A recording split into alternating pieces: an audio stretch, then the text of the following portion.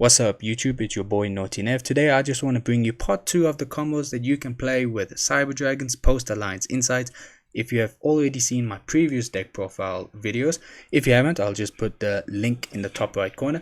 You will see that I made two versions where one you can play the Horus engine and another one you can play with the Fiendsmith cards. Now everybody is familiar with the Fiendsmith cards and what they do, but I'll just still show in this video the combos you can play. So first we will just demonstrate with the Horus cards. So preferably you would want Imseti in your hand, or King Sock already in your hand, because you want to send 2 level 8s to the graveyard, and obviously a card where you can start your Cyber Dragon plays. So first we're going to start with Imseti. If it's already in your hand, use its effect. You have to discard as cost, sending 2 cards, and this will search you King Sock, and I believe you get to draw a card off its effect. Yes, you can draw a card, so just a random card. It won't really matter in this video because we're just doing a combo. So we'll activate, then we'll use a King Sock effect, sending discarding card as discarding a card as cost, sorry about that. And then we'll send Happy. If you're playing other Horus monsters, you can also send them. In this build we're just playing the Imseti and Happy. Now, since King Sock is on the field, your Horus monsters can special summon themselves from the grave.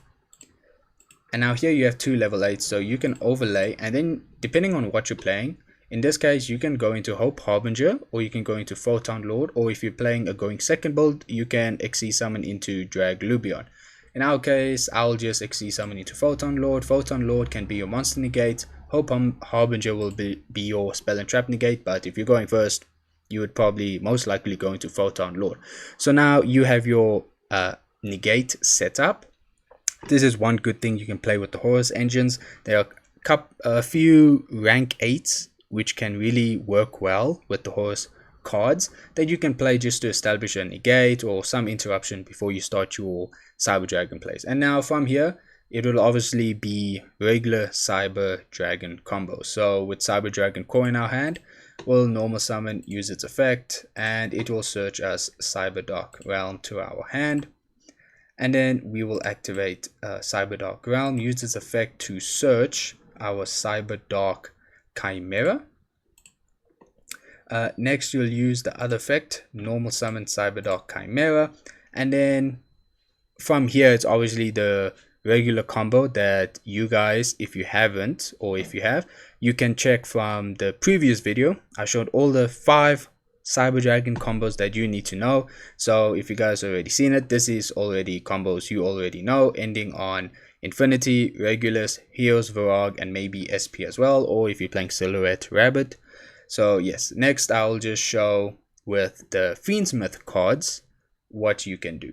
Okay guys, so now we'll just show the Fiendsmith version of Cyber Dragons. Now, if you guys are questioning or unsure, yes, since the previous videos I have made changes to this deck, so you'll see some cards that originally wasn't in the deck profiles that I already posted a few days back, but we'll just play with this and we can see what we can end on. Now in this build, I'm not playing Desiree.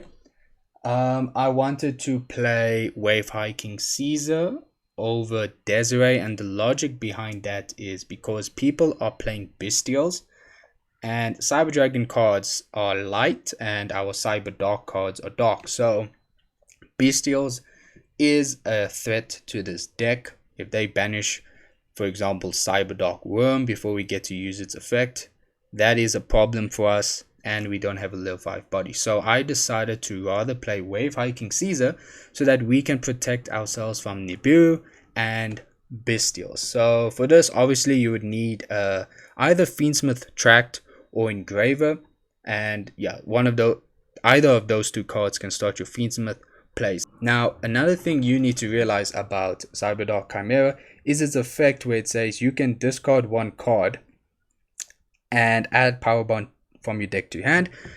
You can only use Dragon or Machine Cyber monsters as fusion material distant.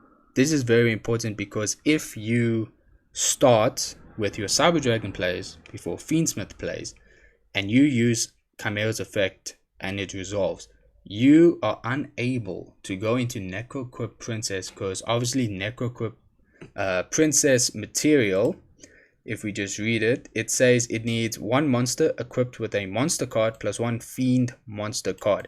So this is still considered as its fusion materials, even though it says must be special summoned.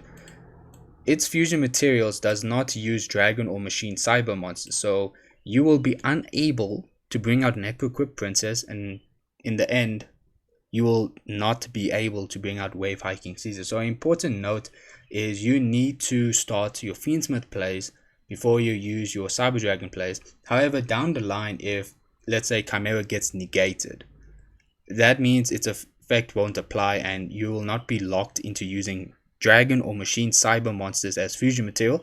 So you can just proceed and you can safely go into Wave Hiking Caesar. So you guys already know Cyber Dragon Core and Fiendsmith Engraver, or any other way that you can get Cyberdark Chimera to hand. It can be Cyberdark Claw, Cyberdark Realm.